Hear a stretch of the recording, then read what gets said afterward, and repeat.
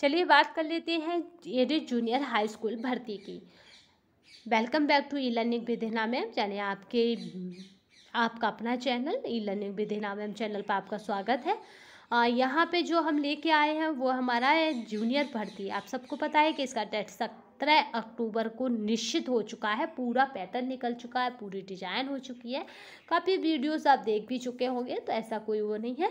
But यहाँ पे ये फोकस करने के लिए करा गया कि इसका जो फुल कंटेंट है वो आपको प्रोवाइड कराया जाएगा टेलीग्राम और वीडियो के माध्यम से। परेशान होने की आवश्यकता नहीं है।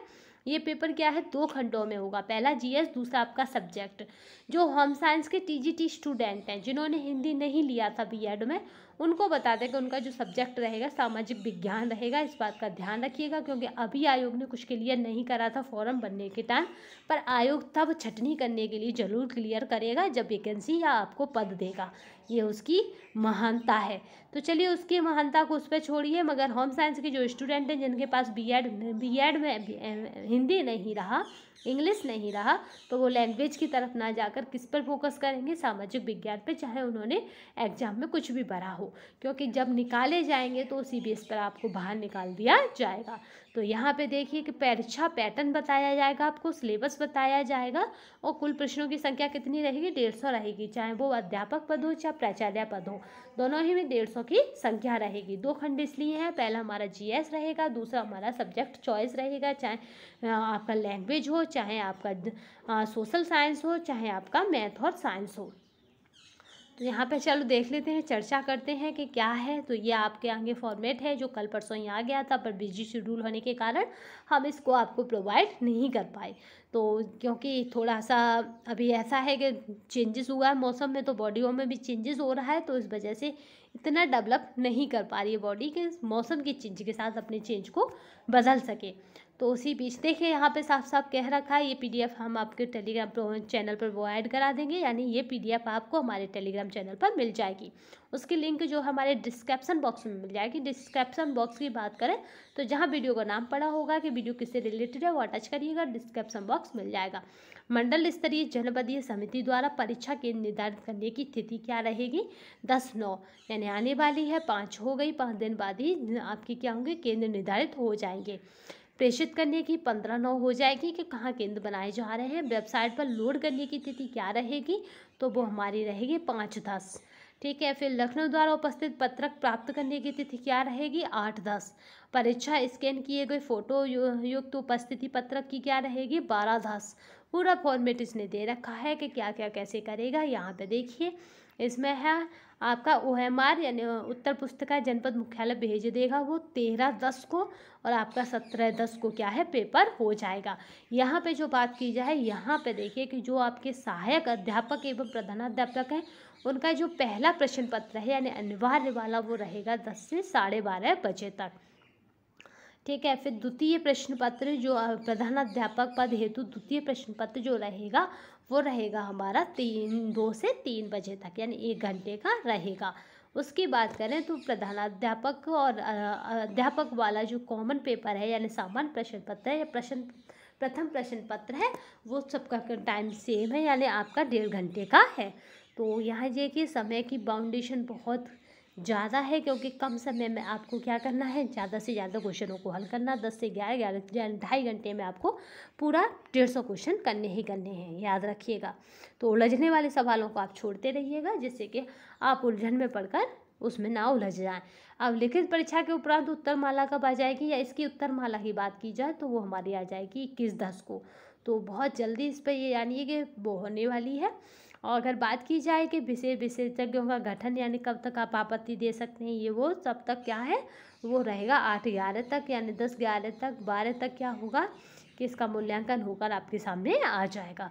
तो कुल मिलाकर ये है कि ये भर्ती आपको दिसंबर में नौकरी दिला जाएगी, इतना श्योर है। ठीक है। तो ये भर्ती कब नौकरी दिला जाएगी आपको, इसी साल में। तो आप अगर भावी अध्यापक हैं और भावी अध्यापक के पद पर सृजित होना चाहते हैं, तो ये आपके लिए बहुत सुनहरा मौका है, क्योंकि यह भर्ती आपको दिसंबर में नौकरी दिला जाएगी। बात कर लेते हैं इसमें अनिवार्य विषय क्या रहेगा, यानी कंपलसरी जो पार्ट है मतलब आपका टीचर और प्रिंसिपल्स दोनों के लिए जो कंपलसरी पार्ट है वो क्या क्या है, तो उसको पढ़ना है आपका सामान्य ज्ञान, और क्या पढ़ना है उन्हें, सामान्य ज्ञान के साथ समसामयिक की घटनाएं यानी आपकी करंट, और तार्किक ज्ञान आपकी यानी लॉजिकल यानी रीजनिंग। तो आपको ये तीनों पॉइंट कवर करने हैं पूरे। इन कवर करने के लिए इनकी सब यूनिटें इस प्रकार दी गई हैं। अब बात कर लेते हैं प्रधानाध्यापक एवं सहायक अध्यापक हेतु, यानी यदि पेपर 2 खंडों में विभाजित है तो दूसरा खंड आपका कौन सा है, वैकल्पिक विषय यानी आपका ऑप्शनल सब्जेक्ट। एक है हमारा हिंदी, खंड ख में क्या है, हिंदी है यानी लैंग्वेज है, हिंदी है आपका, और अंग्रेजी है और संस्कृत है। तीनों ही भाषाओं में से कोई एक का चयन करना था फॉर्म भरते टाइम, मगर इसमें ये बाउंडेशन नहीं दी गई थी कि ये लोग इन भाषाओं का चयन कर सकते हैं। तो कोई भी भाषा चयन कर सकता है उसके फॉर्म के नोटिफिकेशन के अकॉर्डिंग। पर यहाँ सवाल ये उठता है कि जिन विद्यार्थियों के पास बीएड में टीचिंग सब्जेक्ट में ये लैंग्वेज सब्जेक्ट नहीं थे, क्या वो इन्हें चॉइस कर सकते थे? पर काफ़ी विद्यार्थियों ने बेतादा से इसमें कुछ ना कुछ सबने लैंग्वेज को भरा है, क्योंकि लैंग्वेज की बात करें तो यहाँ पे सिलेबस पर इतना था है, किसी भी लैंग्वेज पैटर्न को आप फॉलो कर लें, चाहे वो हिंदी का हो, चाहे वो इंग्लिश का हो, या वो संस्कृत का हो। तो ये क्या था कि आयोग की तरफ से आपके लिए लॉलीपॉप थी कि जब आपके सिलेक्शन होगा तब वो ये रखेंगे आपके सामने कि क्या आप इसमें एलिजिबल थे डालने के लिए जो आपने डाला। क्योंकि कॉमर्स वाला जो विद्यार्थी है जब वो बीएड करता है तो वो किस में रखा जाता है, आर्ट्स में। याद रखना, उसे कभी साइंस ग्रुप में नहीं रखा जाता, कॉमर्स से बीए जो ग्रेजुएशन करते हैं। तो उसके अकॉर्डिंग अगर देखा जाए तो खंड खा वो सभी विद्यार्थियों को वैलिड करता है जो खंड का के लिए मतलब अनिवार्य रूप से यह खंड का के लिए जो योग्यता नहीं रखते थे।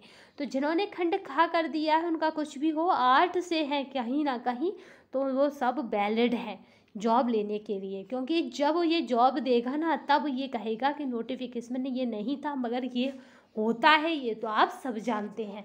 तो चलिए, क्योंकि जो चीज़ यूपी टेट में लागू है तो वो उसके सुपर टेट में लागू ना हो, ऐसा हो नहीं सकता। तो हम बात कर लेते हैं, हमें सिलेबस से मतलब है। तो हमारा सिलेबस जो है खंड खा का वो आपको यूनिट वाइज प्रोवाइड कराया जाएगा, तो टेंशन ना लें। जैसे इतिहास जानने के स्रोत यानी यूनिट वाइज यूनिट्स इसकी वीडियो मिलेगी, पीडीएफ मिलेगी, तो आप परेशान ना हो। और आपको बता दें कि इसी की कट ऑफ सबसे अधिक होगी, ये भी आप निश्चित कर लीजिए, क्योंकि सामाजिक अध्ययन की ही कट ऑफ सबसे अधिक होगी, क्योंकि इसी में ही आर्ट्स के स्टूडेंट आ जाएंगे, इसमें ही कॉमर्स के स्टूडेंट आ जाएंगे। तो यहाँ पे प्लस हो जाता है, इसी में बीटेक एमटेक जो भी कोई अदर डिग्री वाले होते हैं, साइंस साइड और आर्ट साइड की डिग्री के अलावा, वो सभी इसी खंड खा में आ जाते हैं।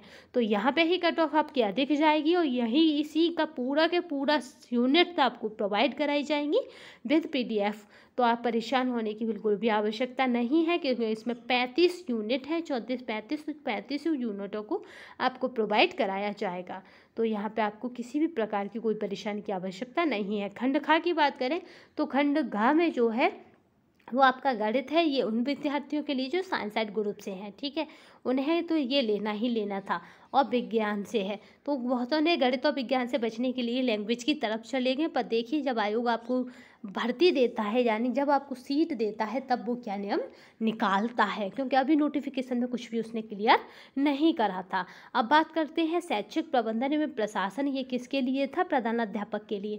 यहाँ भी उसने 5 साल का अनुभव मांगा था, मगर ये नहीं कहा था कि आपका नाम यहाँ रजिस्टर हो या इस तरह का आपके पास क्या हो, किसी भी तरह का इस तरह का कोई भी प्रूफ सर्टिफिकेट हो, ऐसा कुछ भी उसने नहीं कहा था। केवल और केवल 5 साल का अनुभव मांगा था।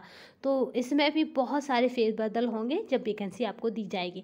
इसमें अगर सिलेबस की बात करें तो यहाँ विद्यालय प्रबंधन का अर्थ, आवश्यकता एवं महत्व है, विद्यालय प्रबंधन के क्षेत्र है, भौतिक संसाधनों का प्रबंधन है, जिसमें विद्यालय भवन, फर्नीचर और शैक्षिक उपकरण और साज सज्जा, इस तरह से यानी आपको मैनेजमेंट की फुल जानकारी होनी चाहिए। तो जिन विद्यार्थियों ने एमएड कर रखा है मैनेजमेंट से, उनके लिए बहुत ज़्यादा बेनिफिट है सिलेबस। तो ये यानी कि एमएड का आपका मैनेजमेंट का जो पार्ट है यानी आपका स्कूल प्रशासन या जो पार्ट है ना, वो इसमें बिल्कुल फिट बैठता है। सेम वही सब चीज़ें पूछी जा रही हैं। ये राष्ट्रीय, राज्य स्तर, जिला और स्थानीय स्तर पर कार्य करने वाले अभिकरण, तो ये आपको बहुत मिलेंगे, क्योंकि यूपी टेट में ये बहुत पूछे जाते हैं। प्राथमिक शिक्षा का आधारभूत ढांचा भी बहुत पूछा जाता है, आपदा प्रबंधन, तो ये सभी क्या है उसके पर्यावरण के पार्ट हैं।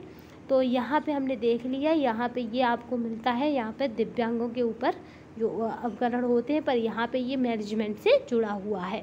तो यहाँ पे हम बात करते हैं कि ये सारा कंटेंट आपको आपका बी खंड बी का ख आपको हम पूरा प्रोवाइड कराएंगे, प्लस खंड जो कंपलसरी पार्ट है उसको भी प्रोवाइड कराने की पूरी कोशिश यहाँ से की जाएगी।